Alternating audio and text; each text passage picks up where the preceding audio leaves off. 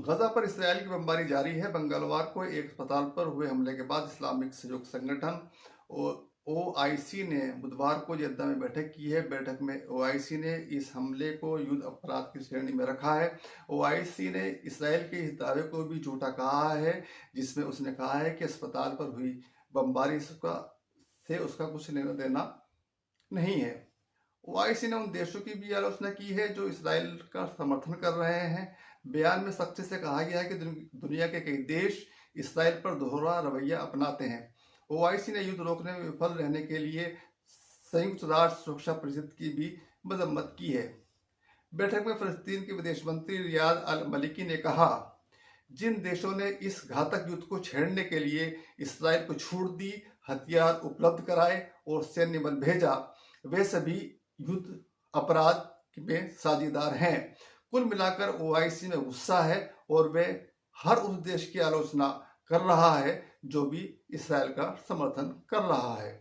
Saudi विदेश मंत्री Prince Faisal बिन फरहान ने गजा पर घेराबंदी हटाने की मांग के साथ ही अंतर्राष्ट्रीय समुदाय को गजा में फिलिस्तीनियों की हिफाजत के लिए जिम्मेदार रुख अपनाने की अपील की है।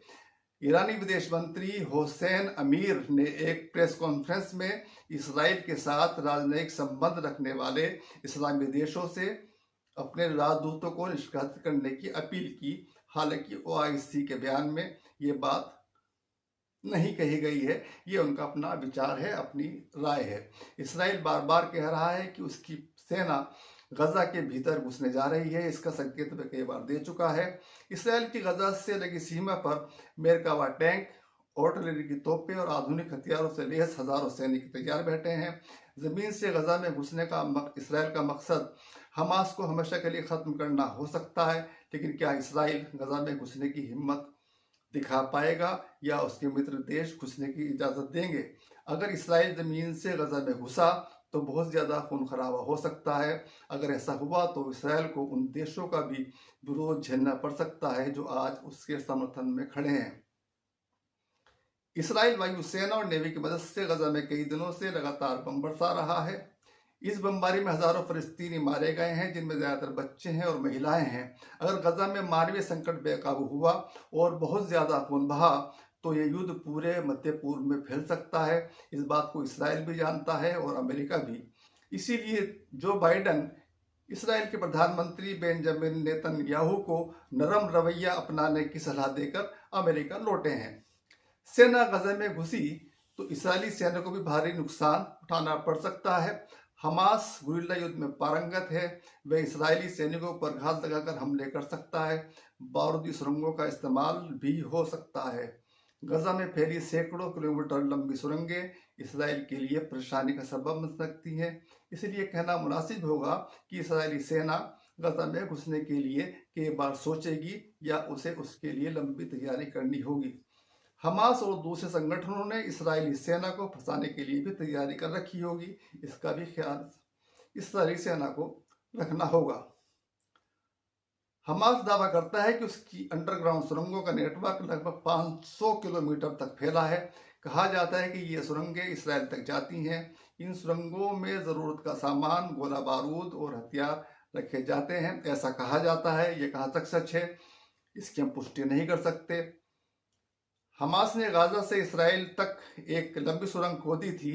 ये सुरंगें गाजा की घनी आबादी वाले क्षेत्रों में फैली हैं। कहते हैं कि हमास द्वारा 7 अक्टूबर को इसराइल पर जो हमला किया गया था उसकी पूरी तैयारी इन्हीं सुरंगों में की गई थी।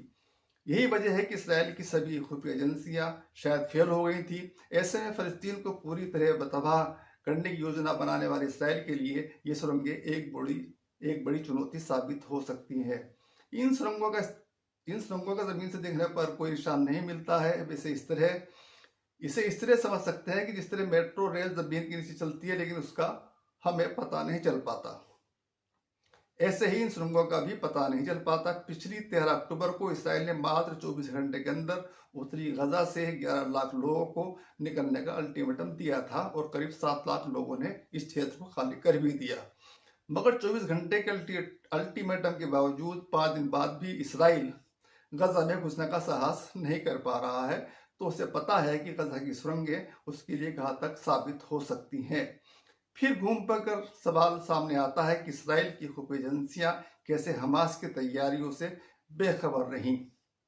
इसराइल की एक घरेलू खुफिया एजेंसी है शिन बेत। इस एजेंसी का पूरे गजा में जाल बिछा हुआ है। इनकी आम आदमी से लेकर हमास की हर गतिविधि पर नजर रहती है। फिर भी हमास ने कैसे शिन बेत की नाक के नीचे इतने बड़े हमले की तैयारी कर ली और हमला कर भी दिया, ये बड़ा सवाल है। कुछ सवालों के जवाब कभी नहीं मिलते। इसराइल की खुफिया एजेंसियां कैसे नाकाम हुई, ये सवाल हमेशा बना रहेगा। अंत में चलते चलते गोदी एंकर्स के बारे में चंद बातें। आप इसराइल जाकर क्यों लौट आए हैं? रिपोर्टिंग करने गए थे या इसराइल का समर्थन करने गए थे? गजा जाने से डर क्यों लग रहा था? एक तरफा रिपोर्टिंग करके सैर सपाटा करके वापस आ गए, गजा नहीं गए। आप हमास के दुश्मन हो सकते हैं, लेकिन क्या फलस्तीन के बच्चों के, उनकी महिलाओं के भी आप दुश्मन हैं? फलस्तीनियों को भूखा प्यासा मार देना भी क्या जंग का एक हिस्सा है? बच्चों के कत्ल क्या आपको विचलित नहीं करते? ये कुछ सवाल हैं गोदी मीडिया से, लेकिन गोदी मीडिया और उसके एंकर्स इसका जवाब नहीं देंगे। ये अच्छी तरह जानते हैं, आप भी जानते हैं और मैं भी जानता हूँ। बहुत बहुत शुक्रिया।